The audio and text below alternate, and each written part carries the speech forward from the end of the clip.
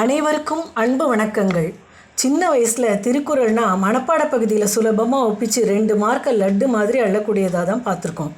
வளர்ந்து வாழ்க்கை அனுபவங்களை பெறத்தான் அன்றாட வாழ்க்கைக்கான அத்தனை படிப்பினையும் அந்த 1.25 அடியில் ஓங்கி இருக்கிறத உணர்றோம்.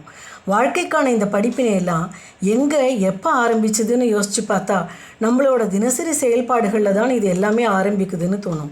நம்ம தினசரி செயல்பாடுகள் எல்லாமே நம்மளோட அன்றாட வாழ்க்கை முறை இவை எல்லாமே நம்ம சின்ன வயசுலேருந்து நம்ம பெற்றோர்கள் நமக்கு காண்பித்த வழிகளும் ஊட்டின நம்பிக்கைகளும் தான். அதுக்கெல்லாம் அடிப்படையான ஆதாரம் இதிகாச புராண கதைகள் மூலமாக அவங்க நமக்கு சொல்லி கொடுத்த நல்லது கெட்டதுன்னு பகுத்து உணர்றதற்கான அறிவும் தெய்வ நம்பிக்கைகளும் தான். தெய்வ நம்பிக்கை தான் நம்ம வாழ்க்கைக்கான ஆணிவேர். நாம் வாழற இந்த உலகத்துக்கும் தெய்வ நம்பிக்கை தான் ஆணிவேர். திருவள்ளுவரும் அதனால தான் தன்னோட 1330 குறள் கொண்ட 133 அதிகாரத்தில் முதல் அதிகாரம் கடவுள் வாழ்த்துன்னு தொடங்குறார். அகர முதல எழுத்தெல்லாம் ஆதிபகவன் முதற்றே உலகு. எழுத்துக்களெல்லாம் அகரத்தில் தொடங்குகின்றன, உலகம் ஆதிபகவனாகிய கடவுளில் தொடங்குகின்றது என்று அனந்தமான பேரிறைமையே உலகின் தொடக்கம்னு சொல்கிறார்.